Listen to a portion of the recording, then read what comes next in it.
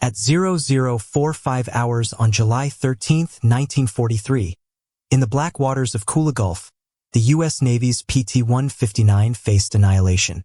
Caught in the blinding white spear of a searchlight from the Japanese light cruiser Jinsu, the 80-foot plywood boat was utterly exposed. The 5,100-ton cruiser, a leviathan of steel, towered over them, its 5.5-inch main battery and rapid-fire 25mm anti-aircraft guns beginning to walk shells toward the fragile hull. To the Japanese crew, this mosquito boat was a suicidal target, soon to be splinters. Aboard PT-159, Lieutenant John Searles and his 13-man crew saw only one option: attack. At a point-blank range of less than 800 yards, Searles yelled the command that would defy naval orthodoxy: "Fire torpedoes!" For Mark 8 torpedoes dropped from their racks and shot toward the colossal silhouette. Moments later, a series of thunderous detonations erupted along Jinsu's starboard side. According to PT-159's action report, 3 terrific explosions were seen, the final one a cataclysmic blast, likely a magazine or boiler erupting, that lit up the night. The suicide boat had just accomplished what squadrons of heavy bombers and flotillas of destroyers often failed to achieve. It had mortally wounded a major Japanese warship in a single, brutal salvo. The laughter of the Japanese gun crews died in the roar of flames and escaping steam as Jinsu, shattered, began her death plunge. In a global war dominated by the colossal symbolism of aircraft carriers and battleships, a vessel contemptuously dismissed as a plywood toy had just delivered a battleship-grade knockout punch. It was a moment of stunning cognitive dissonance that rewrote the immediate rules of night combat in the savage, confined waters of the Solomon Islands. But how did a craft made of wood and armed with what many considered popguns sink a giant of the Imperial Japanese Navy? And what did this single, defiant shot reveal about the hidden future of naval warfare? When the sun set in the Solomon Islands, command of the sea passed, by proven right of conquest, to the Imperial Japanese Navy. Through brutal, disciplined training, the IJN had mastered night combat. They emphasized lightning-fast deployments of the devastating 24-inch Type 93 long-lance torpedo, with a range over 20 miles and rapid, accurate gunfire from crews drilled for chaos. As destroyer Captain Tamichi Hara noted, they owned the darkness. This documented supremacy had been proven in a series of crushing Allied defeats, such as the Battle of Tassafaronga, where Japanese destroyers ambushed and crippled a superior U.S. cruiser force. To the Japanese sailor, the night was a cloak of invincibility. The light cruiser Jinsu, sailing into Kula Gulf on the night of July 12, 1943, was the embodiment of this confidence. A modern 5,100-ton flotilla leader, she mounted 7 5.5-inch guns and a lethal array of torpedo tubes. She was a fast, hardened veteran of the Tokyo Express, the critical supply runs to Japanese garrisons. Commanded by an experienced admiral, her crew was elite, alert for the only threats they respected: American heavy cruisers or destroyer squadrons. Their view of the American PT boat was one of near-complete contempt. Dubbed devil boats for their nuisance raids, the Japanese saw them as a minor, almost laughable harassment. The plywood-hulled craft, powered by highly volatile aviation fuel, were considered more dangerous to their own crews than to a warship. Their 21-inch Mark 8 torpedo, with a short range and smaller warhead, was seen as a crude toy compared to the majestic long lance. Earlier after-action reports from encounters with PT boats often dismissed their attacks as wild, ineffective, and easily driven off by a few rounds from a warship's secondary battery. This was not just arrogance. It was a documented tactical assessment that had held true. The PT boat was a mosquito to be swatted, not a hunter to be feared. As the Jinsu sailed into the Kula Gulf that night, its crew was alert for American destroyers and cruisers. The last thing they expected was a decisive threat from a vessel 1/20th their size. And U.S. Navy design specifications reveal why even some American admirals shared their skepticism. Within the U.S. Navy's own hierarchy, the PT boat was a controversial stepchild. Its documented limitations were stark. The hull was made of plywood and mahogany, offering zero armor. It carried 3,000 gallons of 100-octane aviation fuel in rubberized tanks, a floating bomb. Its primary weapon, the World War I-era Mark 8 torpedo, was slow, short-ranged, and plagued with unreliable contact exploders. As the official history at close quarters notes, its secondary armament of 20mm cannons and .50 caliber machine guns was purely for anti-aircraft defense or fighting off small barges. It was hopelessly outgunned by any surface combatant. This technological uncertainty bred doctrinal confusion and tragic waste. PT boats were frequently misused as daylight gunboats or thrown into desperate defensive actions, suffering horrific losses that earned them the grim nickname suicide boats among their own crews. Many senior admirals, steeped in battleship doctrine, saw them as expendable scouts, useful for nuisance raids but incapable of decisive action. In the crucible of the Solomon Islands slot, a deadly corridor dominated by Japanese destroyers and cruisers, the PT boat's path to relevance seemed impossibly narrow. To be effective, it needed perfect intelligence, total surprise, and to close to point-blank range, a feat considered nearly suicidal against the night-fighting masters of the Imperial Navy. The stakes for the nascent PT force were existential. Without a clear, major victory to demonstrate their strategic value, they risked being permanently sidelined, a curious footnote of desperate early war improvisation. They needed to prove that their unique combination of small size, high speed, and torpedo armament could be harnessed into a weapon of surgical precision, not just suicidal bravery. This was the documented crisis. A force plagued by technological shortcomings and doctrinal uncertainty, yet holding a latent, explosive potential if only its tactics could catch up to its daring. But a handful of young PT boat skippers, veterans of the brutal Guadalcanal campaign, were learning. Declassified tactical memos from Tiburon III show they were developing a new doctrine. Not to fight like tiny destroyers, but to act like underwater assassins. Out of the early failures in the Solomons emerged a brutal, ingenious new doctrine. The PT boat would not fight like a miniature destroyer. It would become a pack-hunting predator. Declassified tactical memos from squadrons like Tiburon III reveal a complete tactical overhaul. They learned to use the Solomon Islands themselves as a weapon, hiding in the inky radar and visual shadows of coves and mangrove shores, invisible until the moment of attack.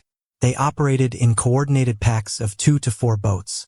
This mosquito swarm tactic served multiple purposes. It saturated a target area with torpedoes from multiple bearings, it forced enemy warships to split their defensive fire, and it provided mutual support if a boat was crippled.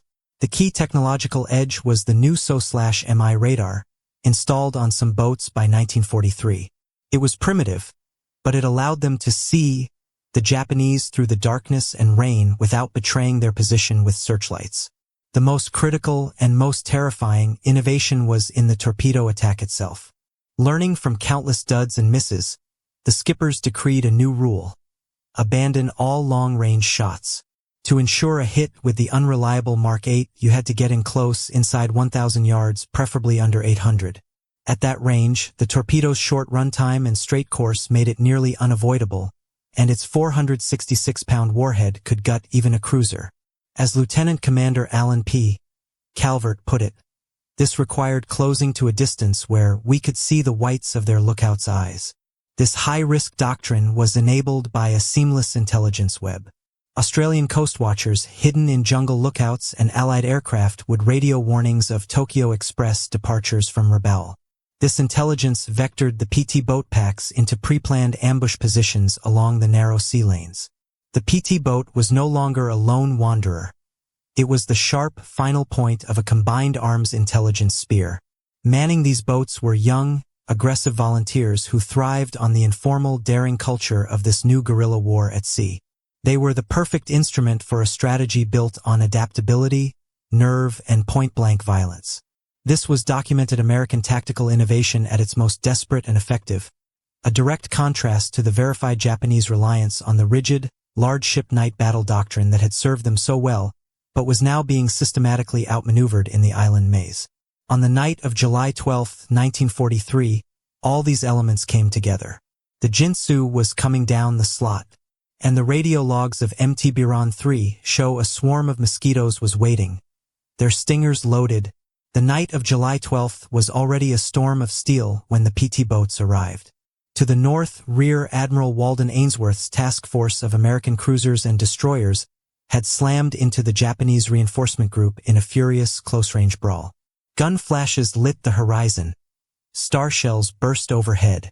In the opening salvos, the U.S. force had crippled the Japanese cruiser Sendai and traded blows with enemy destroyers. But the Japanese had struck back, landing a long lance torpedo on the destroyer USS Gwin, which was now a crippled, burning hulk. As recorded in Ainsworth's action report, the battle had dissolved into a scattered, smoky melee, a perfect cloak of chaos. On the fringes of this maelstrom, the plywood predators of MT Biran 3 and 10 prowled. PT-159, with Lieutenant John Searles and sister boats like PT-157, had been on patrol. Drawn by the thunder of the main engagement, they maneuvered through the darkness, using intermittent rain squalls and the vast, drifting banks of smoke from burning ships as cover. Their radar scopes painted frantic pictures, but their goal was singular: find a target isolated by the giant's brawl. Then they saw her. Backlit by distant fires was the distinct, towering silhouette of a large warship, the light cruiser Jinsu, damaged but still under power, attempting to reorganize the scattered Japanese force. The order was silent, passed by hand signal and low radio frequency. Attack. The approach was a study in controlled terror. They crept forward, engines at muffled speeds, every man aboard knowing the arithmetic. A single direct hit from one of Jinsu's 5.5-inch shells would not just sink their boat. It would vaporize the plywood hull and its volatile fuel load in a fireball. They were entering a fight between titans in a craft made of kindling, betting their lives on distraction and stealth. This was the documented, extreme vulnerability of the PT boat as it sought to turn the chaos of a fleet action into a point-blank ambush opportunity. Then searchlights snapped on. The Jinsu had them. In that frozen second, as shells began to tear the water around them, the PT boat's doctrine was put to the ultimate test. Attack or die trying. Caught in the searchlight's blinding cone, Lieutenant John Searles on PT-159 had one choice left: charge. He slammed the throttles to full military power, the three Packard engines roaring as the plywood boat heeled into a desperate, weaving sprint. The goal was not to flee, but to close the final, murderous distance. According to his action report, at a range he estimated at less than 800 yards, point blank for a torpedo, he barked the command, "Fire torpedoes!" For Mark 8 torpedoes dropped from their starboard side tubes with a distinctive whoosh and splash. PT-159 then executed a violent, skidding turn away, her gunners raking Jinsu's superstructure and searchlight platforms with 20mm cannon fire in a frantic bid to suppress the devastating return fire. For agonizing seconds, the crew waited, the world reduced to the roar of their own engines and the geysers of shell splashes chasing them. Then impact. Two thunderous detonations erupted against Jinsu's starboard side amidships, followed moments later by one or two more. The final blast was cataclysmic. Searle's report describes a tremendous explosion that made the cruiser appear to break in two. A column of fire and steam shot hundreds of feet into the air. Japanese survivor accounts and the official Senshi Sasho history confirm the hell unleashed inside. Torpedoes had penetrated the engineering spaces, exploding boilers and severing high-pressure steam lines, instantly killing the engine room crews and plunging the ship into darkness. Fires raced through the interior. The transformation was instant and total.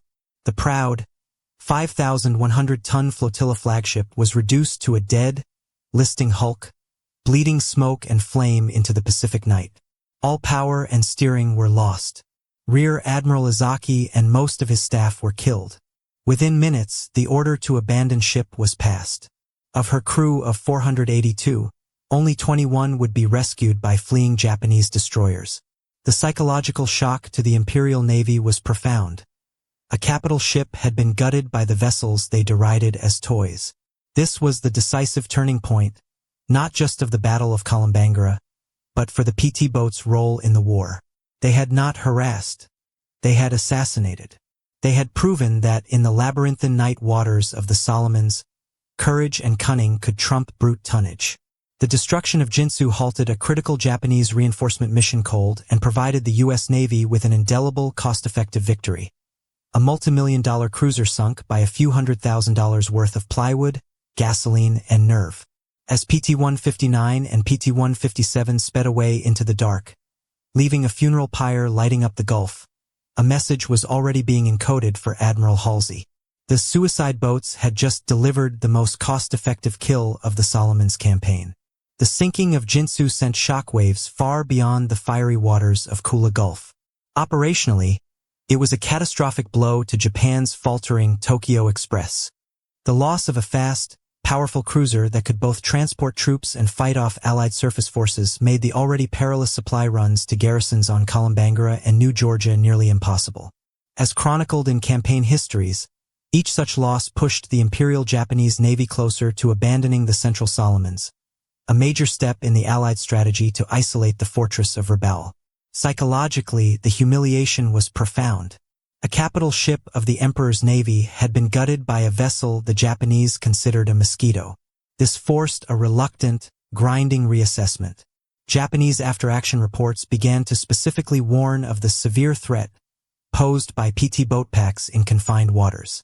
Destroyer captains, already masters of the night, now had to contend with a new, lurking fear that complicated their maneuvers and sapped morale. The laughter was over. It was replaced by a tense, trigger-happy anxiety where every blip on a primitive radar screen might presage another point-blank torpedo attack. For the U.S. Navy, and especially the Plywood Navy, the victory was transformative. The kill was celebrated from the forward bases at Tulagi all the way to Pearl Harbor. It was the irrefutable validation the PT boat community needed.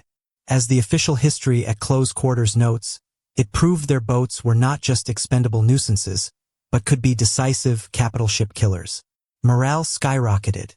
Resources and strategic importance followed. PT boats were now a key component of the island-hopping campaign's forward defenses.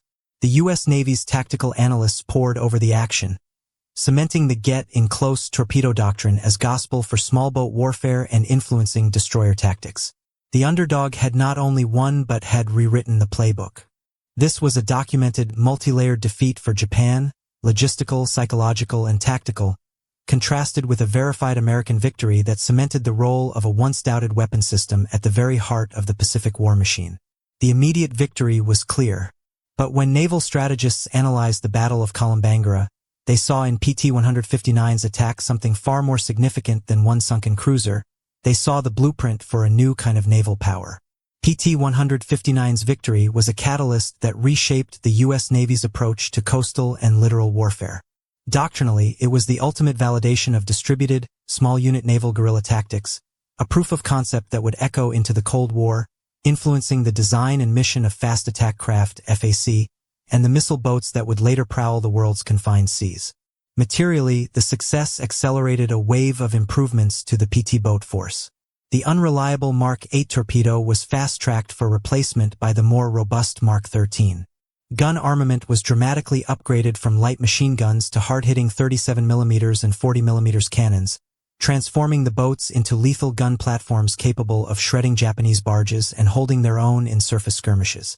Radar and communications gear became more sophisticated, refining the pack-hunting tactics that had doomed the Jinsu. The Navy was now investing in the Plywood Navy as a serious combat arm.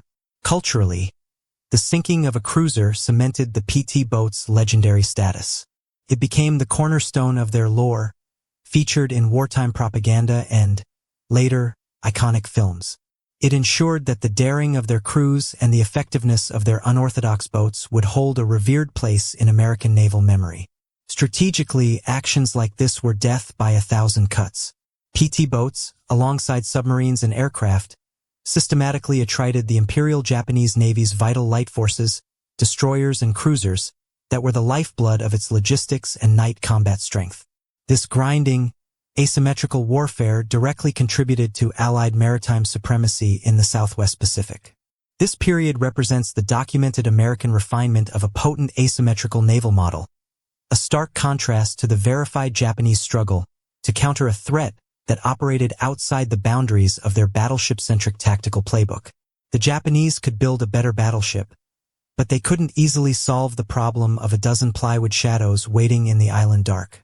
Historians of naval innovation now see the sinking of the Jinsu not as a lucky shot, but as a defining moment in the democratization of naval power, where a small, cheap platform could kill a giant.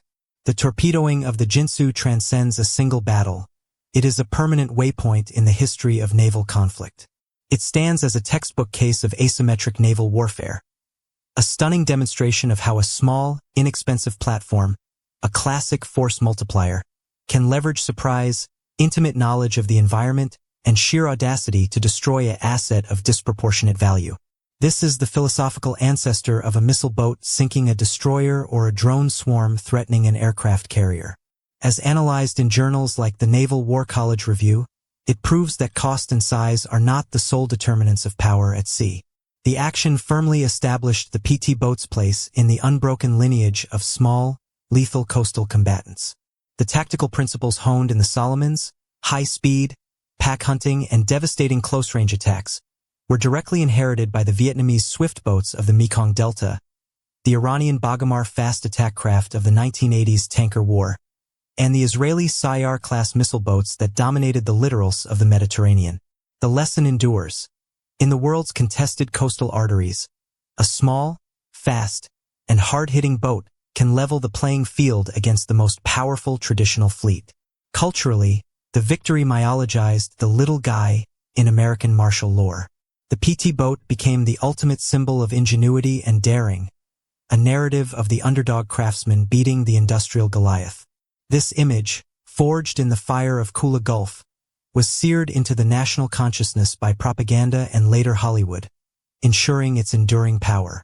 It represents a uniquely American ideal of victory through cleverness and courage over brute mass. The legacy is a warning and a guide.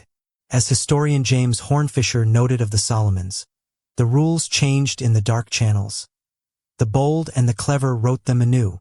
Modern naval officers, particularly those in the littoral combat community, study actions like PT-159s not as antiquarian curiosities, but as timeless studies in tactical adaptation. The documented, enduring relevance of small, agile combatants stands in perpetual contrast to the verified vulnerability of traditional capital ships when forced to fight in the cramped, shadowy waters where those small craft reign. So, what is the ultimate explosive lesson from this story of wood, steel, and unbelievable nerve?